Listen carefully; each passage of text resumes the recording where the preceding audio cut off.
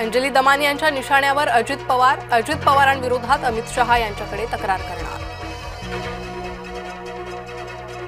अजित पवारांचा थेट माफीनामा, अजित पवार भाषणाच्या ओघात बोलले होते अपशब्द। डेटा सेंटर उभारण्यासाठी मुद्रांक शुल्क माफी घेतल्याचा बनाव, चुकीची माहिती देऊन 40 एकर जमिनीचा व्यवहार फक्त 500 रुपयात, पुणे कथित जमीन खरेदी गैरव्यवहाराबाबत दमानी यांचे नवे दावे। मुश्रीफ यांचे वर्तन पाकधार्जिणे, कायदेतज्ञ उज्ज्वल निकम यांचं वक्तव्य, कसाबची पाठराखण केल्याचा मुश्रीफ यांच्यावर ठपका। लाडक्या बहिणी महायुतीच्याच पाठीशी, उपमुख्यमंत्री शिंदेंचं नागपुरात वक्तव्य। पुण्यात महिलेनं केला पुरुषावर अत्याचार, वकील असल्याची बतावणी करून महिलेकडून धमकी। इस्लामी दहशतवादी डॉक्टर ओमरला निवारा देणारा अटकेत, निवारा देणं शोएबला भोवलं। दुबार मतदाराच्या मुद्द्यावरून आक्रमक ठाकरेंना दणका, किशोरी पेडणेकरच निघाल्या दुबार मतदार। मुंबईचं नाव बॉम्बे करून तिला बळकावण्याचा प्रयत्न, जितेंद्र सिंह यांच्या विधानावर राज ठाकरे आक्रमक, IIT संदर्भातील वक्तव्याचा केला निषेध।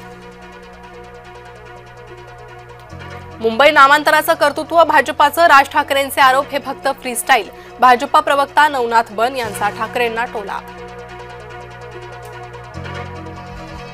शिर्डीत काँग्रेसचे जिल्हाध्यक्ष सचिन गुजर यांचं अपहरण, हिंदुत्ववादी संघटनेच्या कार्यकर्त्यांवर आरोप।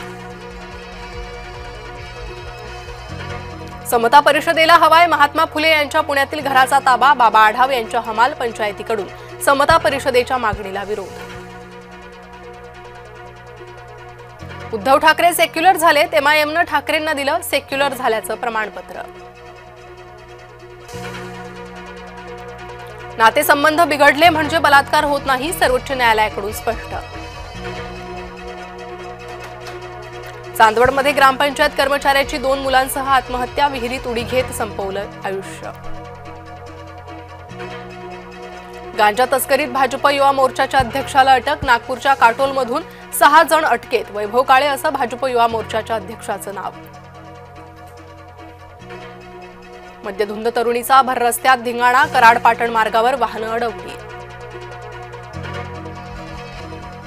मुंबईवरील 26/11च्या हल्ल्याला 17 वर्ष पूर्ण, मरीन ड्राईव्ह इथल्या शहीद स्मारकावर आदरांजली, मुख्यमंत्री, पोलीस दलातील वरिष्ठ अधिकारी उपस्थित।